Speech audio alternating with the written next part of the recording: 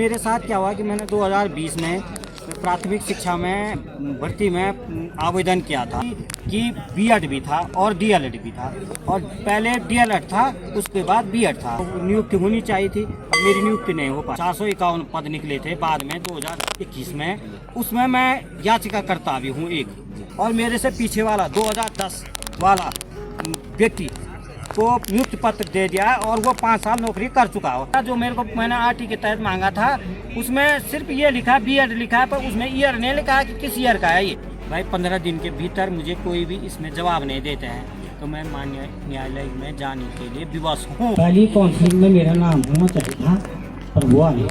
कौन से ये वर्ष की 2020 आपने इसका प्रतिवेदन दिया था कार्यालय में? दिया था सर, मैंने आरटी लगाई थी। अच्छा, मैं आरटी की जरूरत नहीं, आप कल आइए वहाँ पर कार्यालय में और मैं उसको। नमस्कार, मैं हूं आपके साथ संदीप बरतवाल और आप देख रहे हैं बीबीसी उत्तराखंड। सरकार जनता के द्वार कार्यक्रम इस समय चल रहा है और मैं विकासखंड पोखरी के राजकीय इंटर कॉलेज थालाबैंड में मौजूद हूं। और आज जो सिंचाई विभाग के प्रमुख हैं युगल किशोर पंत, वो यहां पर आए हैं, जो कि जनता के द्वार सरकार जनता के द्वार कार्यक्रम में सुनवाई कर रहे हैं। इस समय आज जनता के द्वार खास कार्यक्रम में पोखरी से ओम प्रकाश चमोला जी आए हुए हैं। चमोला जी, बहुत बहुत स्वागत है आपका बीबीसी उत्तराखंड में। आपका बहुत बहुत धन्यवाद, आपके लिए बहुत बहुत धन्यवाद है, साधुवाद है। चमोला जी, पहला सवाल आपसे मेरा ये है कि आप आज एक जो प्राथमिक शिक्षा भर्ती नियुक्ति के मामले को लेकर आप गए थे, क्या कुछ मामला है? आजकल लगातार इस भर्ती में लोगों की तरफ से फर्जीवाड़े की बात सामने आ रही है। बिल्कुल सही सर,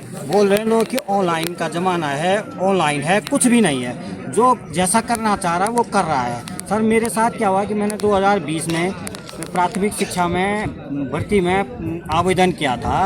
उसमें क्या 2287 पद निकले थे, उसमें मैंने आवेदन किया था। तो मेरा आवेदन उस समय नियमावली ये थी कि बीएड भी था और डीएलएड भी था, और पहले डीएलएड था उसके बाद बीएड था। अब क्या मैंने भरा फॉर्म, तो क्या हुआ कि जब काउंसलिंग हुई उन्होंने क्या किया कि मेरा तो नियुक्ति होनी चाहिए थी, मेरी नियुक्ति नहीं हो पाई। और ये जो भर्ती है ये कहीं भी बहादुर से चली, ये high court, single bench, double bench, उसके बाद सुप्रीम कोर्ट तक गई। और मैंने इस नौकरी की वजह से मैं जो 451 पद निकले थे बाद में 2021 में, उसमें मैं याचिकाकर्ता भी हूँ एक, हाई कोर्ट से लेकर और सुप्रीम कोर्ट तक। और मैंने लड़ाई लड़ी, उस लड़ाई का फल ये मिला कि 137 पद हमें बैकलॉग के मिले हैं 451 पद में, और वो भर्ती हुई नहीं। पर क्या हुआ कि मेरा जो 2020 वाली भर्ती थी उसमें ही पहले काउंसलिंग में आना चाहिए था, पर हुआ नहीं। उस समय नियमावली ये थी कि जैसे पहले होता था कि विज्ञान और विज्ञानेतर, साइंस और आर्ट, और उस समय ऐसा हुआ कि हर आर्ट में भी क्या होता था 15% अंग्रेजी और 15% हिंदी और 70% सामान्य, मतलब अर्थशास्त्र भूगोल जो विषय हैं वो।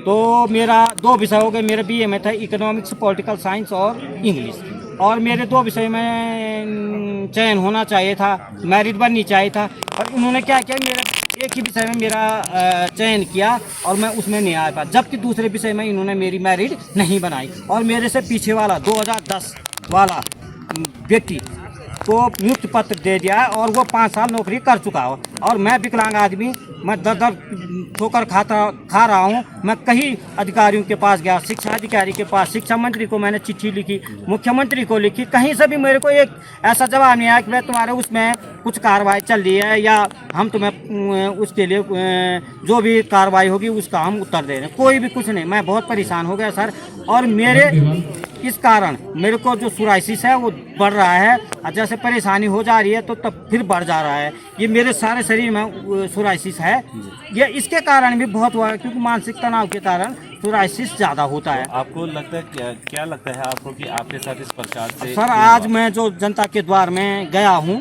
तो उसमें अधिकारी जी ने कहा, ये भी उन्होंने मेरे मुंह से वहाँ पे बताया कि सर आपके साथ अन्याय हुआ है, सच में आपका कह के होना चाहिए था पर हुआ नहीं। अब बोले थे कि आपके जो है 2-3 दिन में आपको हम फ़ोन करेंगे, आपको सही जानकारी देंगे कि इसमें हुआ क्या और आपका क्या होगा। और सर अधिकारी जी से ये मेरे को उन्होंने आश्वासन दिया कि सर कह के आपका होना चाहिए था पर हुआ नहीं, और होगा आपका। अच्छा, ये काउंसलिंग कहाँ पर हुई थी? वो गोपेश्वर में हुई थी सर। और बोल रहे थे कि ये डिजिटल है, आप जो विभाग की वेबसाइट है उस पर देखिए। अब थोड़ा मेरी ये गलती रही सर कि मैं थोड़ा ऑनलाइन में थोड़ा वो नहीं जानता हूँ, इसलिए मैं थोड़ा कमज़ोर पड़ गया। तो मैंने आरटी के तहत पता चला मुझे। जी जी, उसमें भी इतनी बदतमीजी से किया था कि जो बीएड वाला था उसका ईयर वाइज होना, जैसे 2006-07 ऐसे करके होना चाहिए था। उसमें सिर्फ लिखा था, जो मेरे को मैंने आरटी के तहत मांगा था उसमें सिर्फ ये लिखा बीएड लिखा है, पर उसमें ईयर नहीं लिखा है कि किस ईयर का है। ये कैसे पता चलेगा कि भाई ये कौन सा ईयर का हुआ है? तो मैंने जब वो पे सर गया, मेरे को पता चला, तो तब मैंने अधिकारी जी से पूछा कि मैंने कहा सर इसमें 420 हो गई है। मैंने कहा मेरे को नहीं रखा है, कल आपको अंग्रेजी में रखा। तो मैंने कहा अंग्रेजी में कैसे रखा हुआ है आपने मुझे? भाई जब नियमावली मेरे लिए भी वैसे है, सबके लिए वैसे है, तो मैंने कहा मेरे लिए नियमावली दूसरी कैसे कर दिया आपने? आपको लगता है इसमें अधिकारियों की मिलीभगत? मैं मिलीभगत बिल्कुल है, 100% है, मैं सच कह रहा हूँ। और मैंने बोला भी है उस साहब से कि सर आप कर सकते हैं, आप उच्च अधिकारी हैं, आपके पास अधिकार है, आप कर सकते हैं। पर उन्होंने कुछ नहीं, मैंने उसके बाद भी मैंने उनके चिट्ठी भी लिखी, और उस चिट्ठी का भी कोई जवाब नहीं आया। हमने इस पर ये कार्रवाई की, ये है, कुछ हुआ है, कुछ भी नहीं। पर आज सर ने कहा है कि इस पे करके उचित कार्रवाई होगी, आपको संतुष्ट किया जाएगा। आपका उन्होंने ये तक कहा है कि अगर आपका होना था तो होगा जरूर करके ये बोला है। अब बोला है कि 2-3 दिन में आपको हम फ़ोन करेंगे और सही जानकारी देकर आपको संतुष्ट किया जाएगा। आपने इस मामले में कोर्ट का रुख या फिर अन्य लोगों के पास आप नहीं? मैंने चिट्ठी लिखी, मैंने ये भी उस चिट्ठी में ये भी लिखा है कि सर अगर आप भाई 15 दिन के भीतर मुझे कोई भी इसमें जवाब नहीं देते हैं तो मैं माननीय न्यायालय में जाने के लिए विवश हूँ। तब मैं अक्टूबर 2023 में हाई कोर्ट में गया, अभी वहाँ चल रहा है मामला। जी तो बहुत धन्यवाद आपका। हाँ धन्यवाद आपका बहुत बहुत, जो आपने हमारे बात आगे पहुँचा रहे हैं इसके लिए बहुत बहुत। और मैं चाह रहा हूँ कि इसके माध्यम से क्या पता मेरे दिन हो जाएं, सुधर जाएंगे। ये हमारे साथ ओम प्रकाश चोमोला थे और उनका साफ तौर पर कहना है कि जब 2009 में इन्होंने बीएड किया और 2020 की ये भर्ती थी और इस भर्ती में सबके लिए नियम एक समान थे, आखिरकार इनके लिए वो नियम क्यों चेंज हो गए? और अधिकारियों से जब इन्होंने सवाल पूछा तो कहीं ना कहीं अधिकारी रटाया इनको जवाब दे रहे हैं और गोलमोल तरीके से इनको घुमाया गया। ऐसे में हाल में ही जो उत्तराखंड में भी प्राथमिक शिक्षा भर्ती हुई है, जिसमें हरियाणा और तमाम जगहों से जो लगातार डीएलएड करके आए हुए हैं और 2-2 स्थायी निवास प्रमाण पत्र की लगातार जो बातें चर्चाओं में है, ऐसे में साफ तौर पर देखने को ये मिल रहा है कि जो जायज अभ्यर्थी हैं उनको मौका नहीं मिल पा रहा है। और दूसरी तरफ सरकार को इस पूरे मामले पर जाँच करनी चाहिए और ऐसे जो